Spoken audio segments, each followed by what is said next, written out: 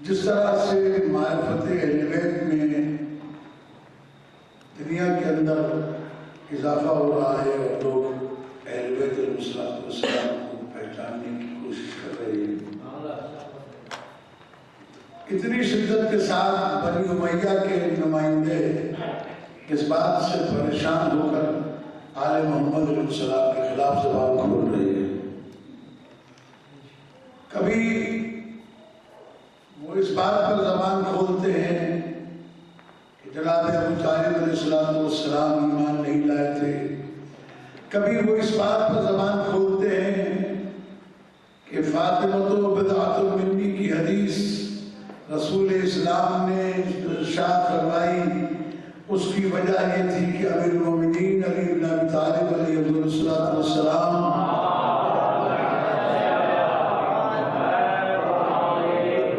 ابو جہل کی بیٹی سے شادی کرنا چاہتے تھے، علیہ باللہ نقل کفر نہ باشد۔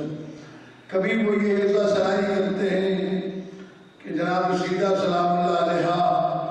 دربار میں جو اپنا حق مانگنے گئی تھی تو واپس آ کر جو وہ روئی اور ناراض ہوئی تو وہ اپنے آپ سے ناراض تھی،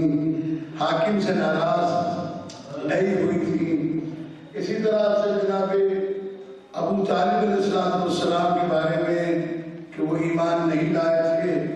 یا امیر المومنین علیہ السلام کی ولادت خانہ کعبہ میں نہیں ہوئی تھی، خانہ کعبہ میں تو کوئی اور لوگ پیدا ہوئے تھے، اور اسی طرح سے وہ یہ کہنے کے لیے شور مچا رہے ہیں کہ مولا کائنات کی شہادت مسجد میں نہیں ہوئی بلکہ مسجد جاتے ہوئے رستے میں ابن ملجم نے قتل کر دیا اور مولا دنیا سے رخصت ہو گئی۔ یہ میں نے مختصر صاحب کو جائزہ بتایا ہے جو اس وقت نیٹ پر، یوٹیوب پر، فیس بک پر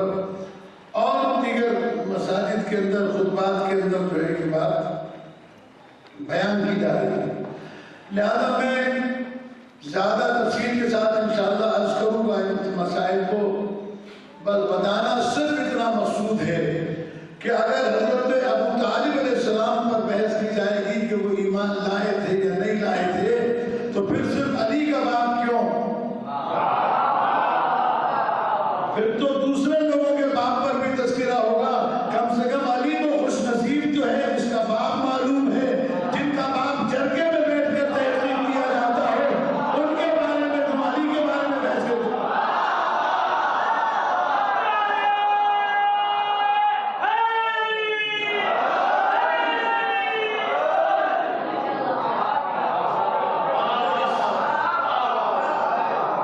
تو اس مسئلے پر گفتگو نہیں کرنا چاہتے، لیکن علی علیہ السلام کو خوش نصیب ہیں کہ تاریخ میں بلا اختلاف ابو طالب علی کا باپ ہے، لیکن جن کے تاریخ میں 10 15 باپ لکھے ہوئے جو فیصلوں میں طے ہوتا تھا، جرگوں میں طے ہوتا تھا کہ بتاؤ کہ یہ اس کا بیٹا ہے،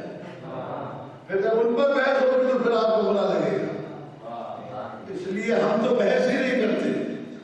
اور ہم اسی لیے کسی اور کا تذکرہ بھی نہیں کرتے، اس لیے کہ تذکرہ